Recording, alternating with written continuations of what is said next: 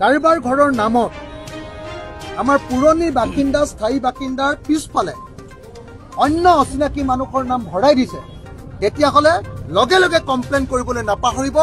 আৰু এই ভোট চুৰি কাৰ্যৰ বিৰুদ্ধে সকলোৱে সচেতন হওক, সজাগ হওক আৰু আমাৰ নিজৰ সাংবিধানিক অধিকাৰ, ভোটাধিকাৰ অধিকাৰ বঞ্চিত কৰি অসমীয়া জাতিক কেনেকৈ বহিৰাগতৰ দখললৈ নিব খোজা হৈছে তাৰ বিৰুদ্ধে প্ৰতিবাদ সাব্যস্ত কৰে। এটা আশ্চৰ্যকৰ ঘটনা ঘটিছে শিৱসাগৰত। মোক হৰুৱাবৰ কাৰণে হিমন্ত বিশ্ব শৰ্মাই ২ নম্বৰী কাম কৰা আৰম্ভ কৰি দিলে। শিৱসাগৰত আজি এটা পৰিয়াল মোৰ ওচৰলৈ আহিছিলে অলপ আগতে। তেওঁলোকৰ ভোটাৰ তালিকাখন মোৰ ওচৰলৈ লৈ আহিছিলে। মই আপোনালোকক এই ভোটাৰ তালিকাখন দেখুৱাইছোঁ। এই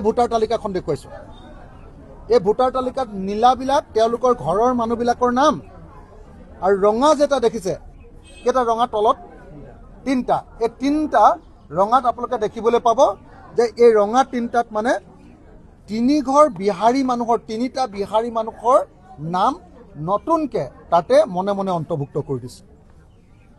মই আপোনালোকক গাই দিছোঁ। বিধানসভা সমষ্টিৰ নাম নম্বৰ আৰু নম্বৰ হ'ল 96, নাম শিৱসাগৰ, অংশৰ নাম 1, ৱাৰ্ডৰ নাম 4 শিৱসাগৰ, নাম মমিনুৰ ৰহমান, পিতা মিজানুৰ ৰহমান, ঘৰ নম্বৰ 12। তেওঁ এজন 27 বয়সীয়া মানুহ। তাৰপাছত ৰিজৱান ৰহিম, তেওঁৰ ঘৰত 23 বছৰ বয়সীয়া মানুহ। তেওঁলোকৰ এই 2টা নাম আৰু আছে। 3 নম্বৰ নামটো হ'ল আহমদ আলী ৰহিম, তেওঁ 22 বছৰ বয়সীয়া। এই 3জন মানুহ থকা এই ঘৰটোত কি কৰিছে, 3টা নতুন মানুহৰ নাম ইয়াত অন্তৰ্ভুক্ত কৰি দিছে ভুৱাকে। সেই মানুহ ঘৰত নাথাকে। সেই মানুহ ঘৰৰ পৰা মোৰ ঘৰলৈ আহি আমাৰ ওচৰলৈ আহি কৈছে যে আচৰিত ধৰণে যিটো ড্ৰাফ্ট ভোটাৰ তালিকা ওলাইছে, ড্ৰাফ্ট ভোটাৰ তালিকাত এই নামকেইটা সোমাইছে। এক সোমাইছে গীতা দেৱী, স্বামীৰ নাম গৌতম চাহু, ঘৰ নম্বৰ 12। এই মমিনুৰ ৰহমানৰ ঘৰৰ 12 নম্বৰটোত এওঁলোকৰ নাম দি দিছে। বয়স 51, লিংগ মহিলা। তাৰ পাছত দিছে অমিত চাহু, পিতাৰ নাম গৌতম চাহু, ঘৰ নম্বৰ 12, বয়স 28, লিংগ পুৰুষ। তাৰপিছত দিছে কৰণ চাহু, পিতাৰ নাম গৌতম চাহু, ঘৰ নম্বৰ 12, বয়স 21, লিংগ পুৰুষ। এনেকৈ আমি দেখিবলৈ পালোঁ যে আমাৰ বিধানসভা সমষ্টিৰ মাত্ৰ এঘৰ মানুহৰ ভিতৰত, সেই মানুহ ঘৰত অকল 3জন মানুহ আছে। সেই 3জন মানুহৰ লগত নতুন 3গৰাকী মানুহ ঘৰ মুছলিম, বঢ়িয়া মানুহ, অসমৰ খিলঞ্জীয়া মুছলিম মানুহ। তেওঁলোকৰ লগত গীতা দেৱী, কৰণ চাহু আৰু গৌতম চাহু অমিত চাহু নামৰ বিহাৰী সম্প্ৰদায়ৰ 3টা নাম এই ভোটাৰ তালিকাখনত অন্তৰ্ভুক্ত কৰি দিছে। আৰু এনেকৈ শিৱসাগৰত কি কৰিছে, ভোট চুৰি কাম আৰম্ভ কৰিছে।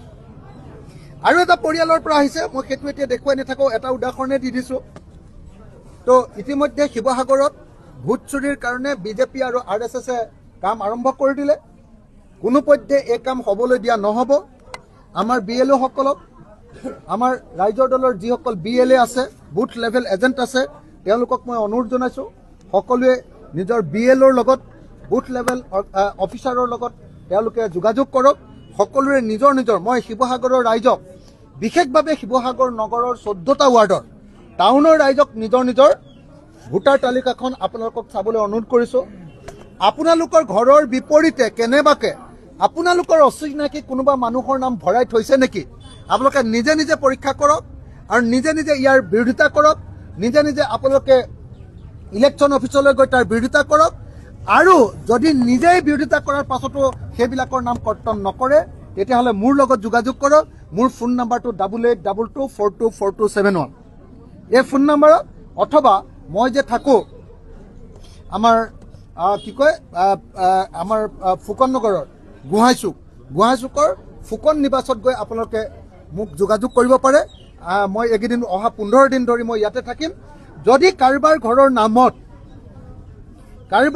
নামত আমাৰ পুৰণি বাসিন্দা, স্থায়ী বাসিন্দাৰ পিছফালে অন্য অচিনাকি মানুহৰ নাম ভৰাই দিছে তেতিয়াহ'লে লগে লগে কমপ্লেইন কৰিবলৈ নাপাহৰিব আৰু এই ভোট চুৰি কাৰ্যৰ বিৰুদ্ধে সকলোৱে সচেতন হওক সজাগ হওক আৰু আমাৰ নিজৰ সাংবিধানিক অধিকাৰ ভোটাধিকাৰ বঞ্চিত কৰি অসমীয়া জাতিক কেনেকৈ বহিৰাগতৰ দখললৈ নিব খোজা হৈছে তাৰ বিৰুদ্ধে প্ৰতিবাদ সাব্যস্ত কৰক ধন্যবাদ